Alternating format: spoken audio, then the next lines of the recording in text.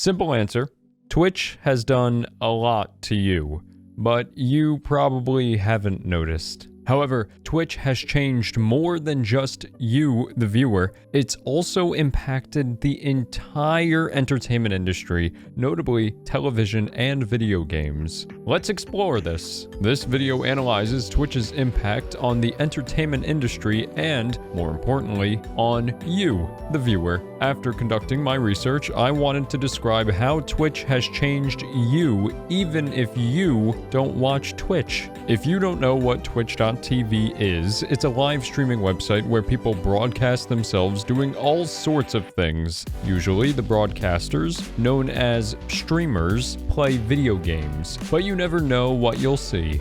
The website has a decade-long history that we'll soon explore. But first, I need to state that this video contains a conflict of interest because I'm a Twitch streamer, if you couldn't tell. I'm trying to make online content creation my full-time job, so I think about Twitch a lot. For example, I think about the platform's impact on traditional media such as television. However, I also think about the platform's impact on its users, including my viewers. Thus, this project's research question was, how has the live streaming platform Twitch impacted viewers and the entertainment industry?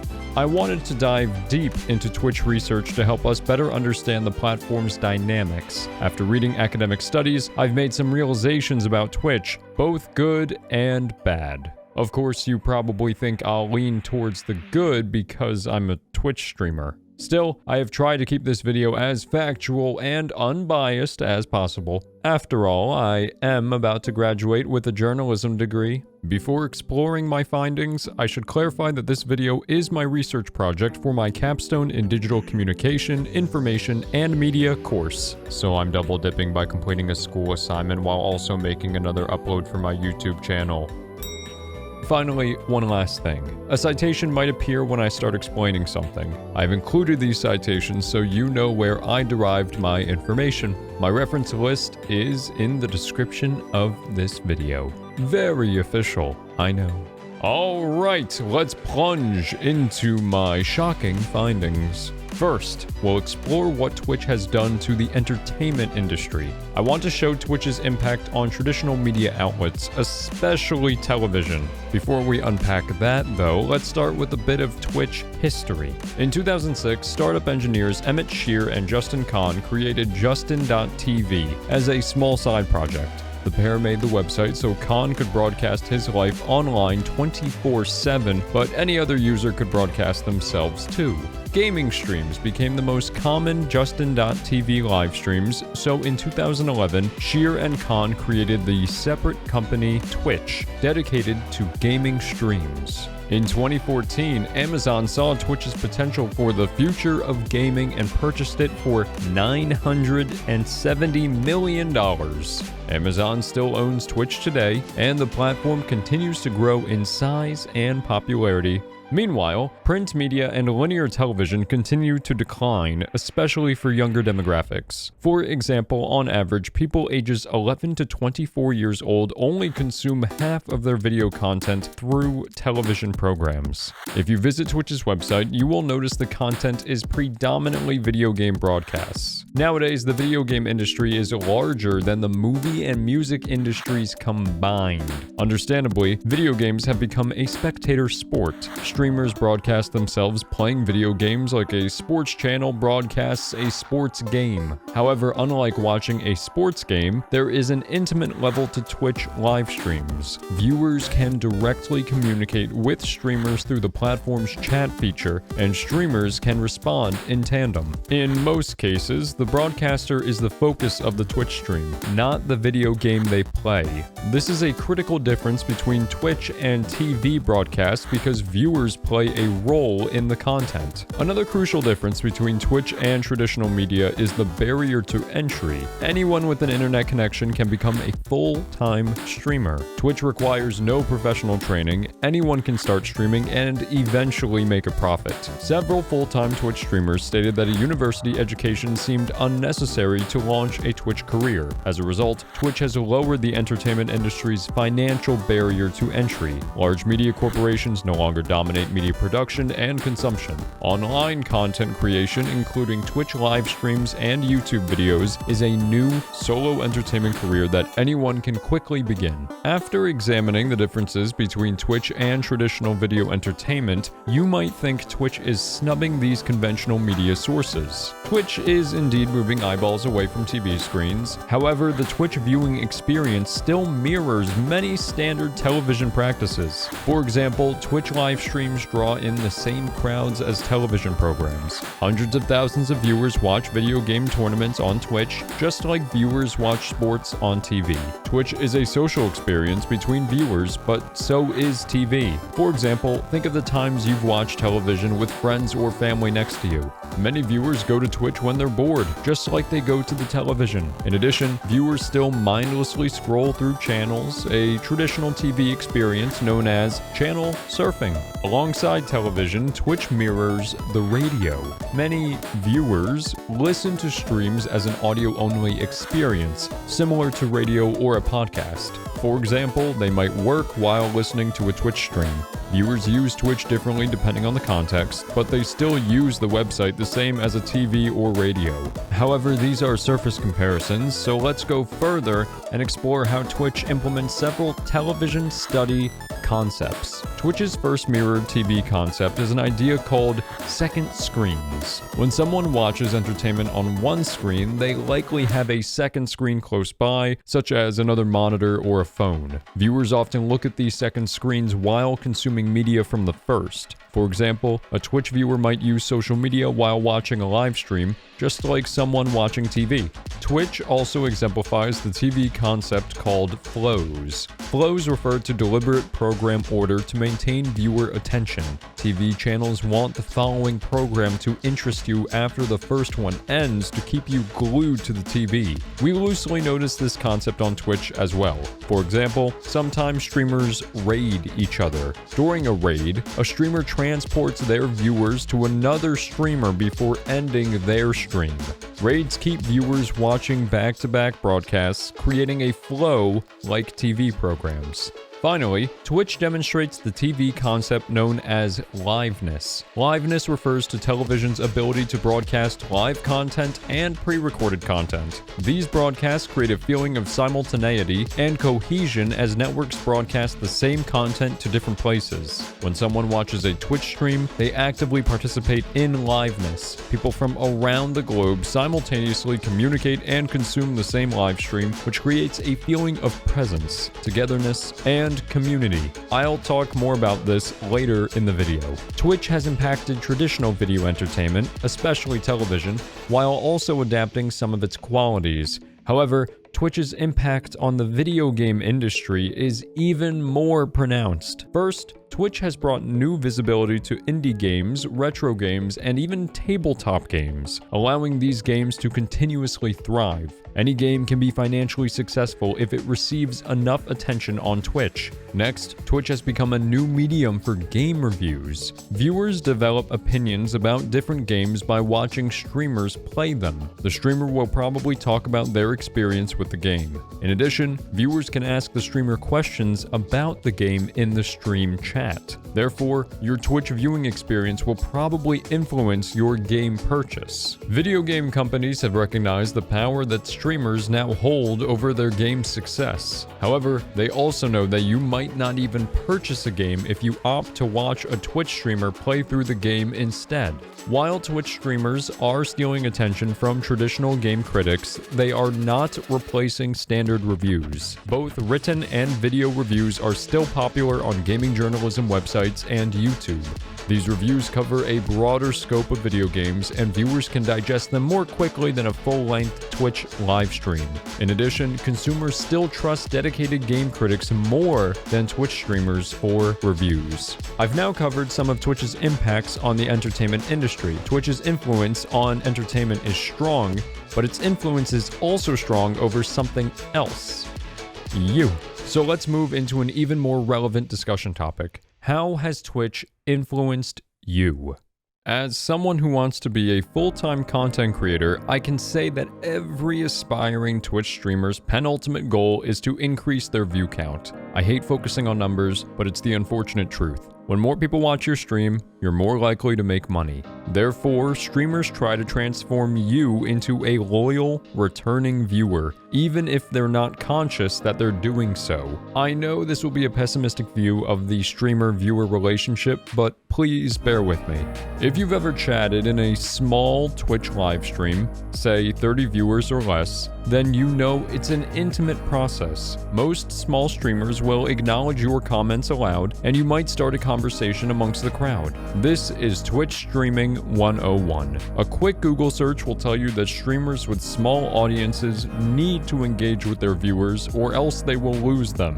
But what is happening when you enter a Twitch stream? Why does the streamer need to acknowledge your presence, and what happens to you when they do? I'm about to throw out some complex ideas to unpack these questions, but I'll explain everything as best as I can. First, let's use human information behavior and social identity theory to pinpoint what happens in a Twitch stream. First, human information behavior is the study of how humans search for and react to information. It also includes the ways we use information to satiate our needs. We seek specific information to fulfill specific goals. For example, a Twitch viewer desires live entertainment, so they visit Twitch, where streamers deliver it. In the context of human information behavior, Twitch streams are feedback loops. First, streamers produce information and the viewers receive it. Then viewers respond to the streamer with messages in the chat. Finally, the streamer responds to these viewer messages, creating a feedback loop.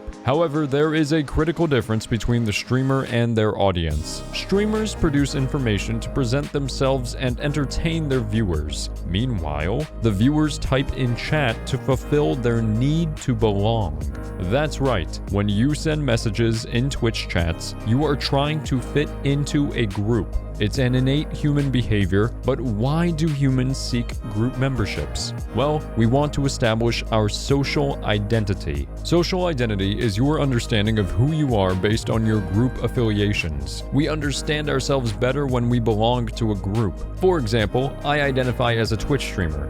Therefore, I understand myself better because I'm part of an entire group of people who identify the same. When you type in Twitch chats, you subconsciously fulfill your social identity needs. You're creating your social identity as a member of a streamer's audience, or as it's more commonly called, their community. But what is a community without other people? If you don't feel like other people are present, you don't feel like there's a group to join. Therefore, you need to feel co-presence before joining a streamer's community. Co-presence is the feeling that you are with other people. Thanks to the internet, the study of digital co-presence has stepped into the limelight. Digital co-presence is the feeling that a digital person is present with you in the context of what's happening online. Basically, do the online people feel like real people? Twitch streamers want you to feel like other people are present, including themselves. They maximize this feeling of co-presence by participating in the feedback loop we discussed earlier, where the streamer produces entertainment and responds to your reactions. These responses make you feel like someone else is present, and this feeling is more potent when more people are typing in chat. Once you feel like other people are digitally present in the stream, you can start developing your social identity as a member of the streamer's community. The more you engage with the live stream, the faster you feel belonging in the streamer's community. In addition, you help the streamer establish a feeling of co-presence for other viewers because they see someone else engaging with the streamer.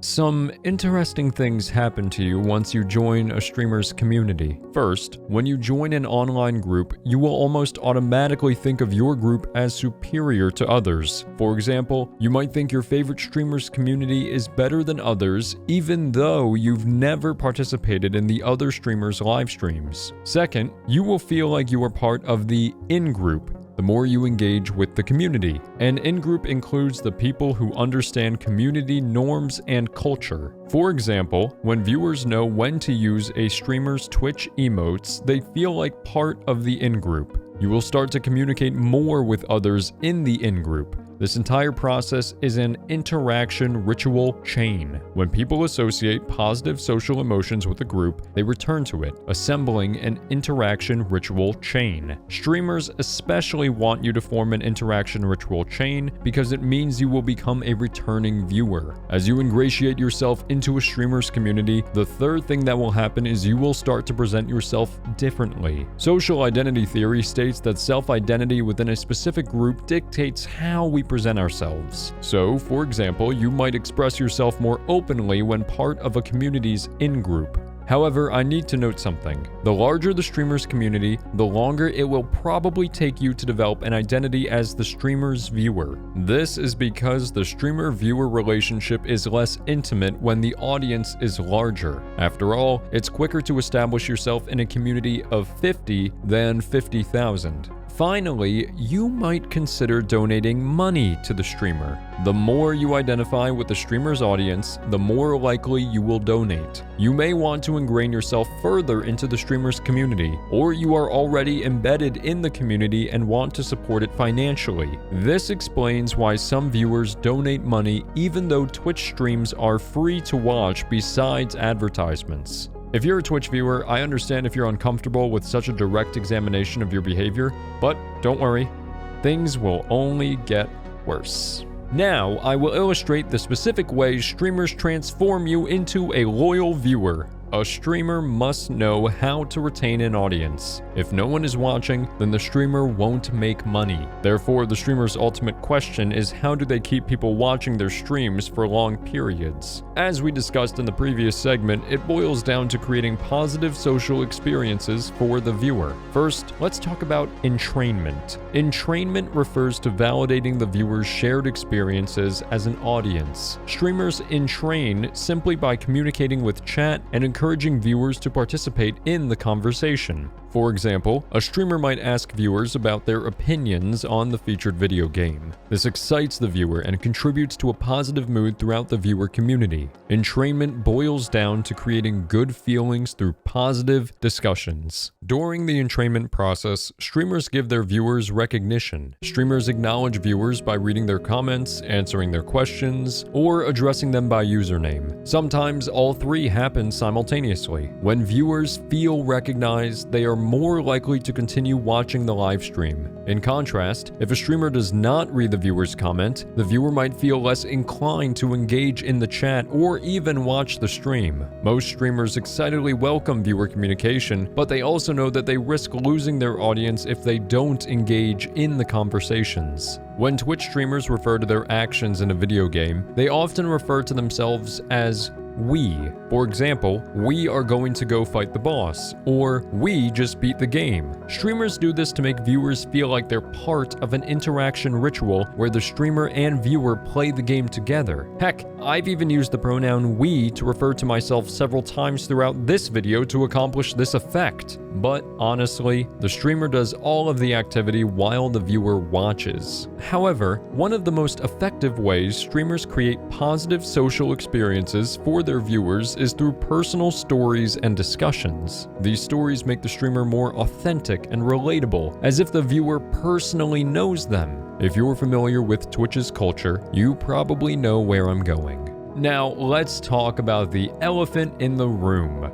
Parasocial relationships. If you are unfamiliar with the term, parasocial relationships refers to the feeling that a viewer has a personal relationship with the streamer. The viewer might develop this attachment because they know things about the streamer's personal life and have spent a lot of time watching the stream. The viewer might even see the streamer as a friend. However, this relationship is one-sided. The streamer usually does not see the viewer through the same lens. Parasocial relationships can harm the viewer because the viewer misreads their relationship with the streamer. But conversely, parasocial relationships benefit the streamer. I mentioned interaction ritual chains in the previous segment, a social feedback loop. People return to group settings that previously evoked positive emotions. Therefore, when Twitch viewers believe they have a personal relationship with the streamer, they associate positive social emotions with the live stream. Consequently, the viewer loyally watches the streams, which benefits the streamer.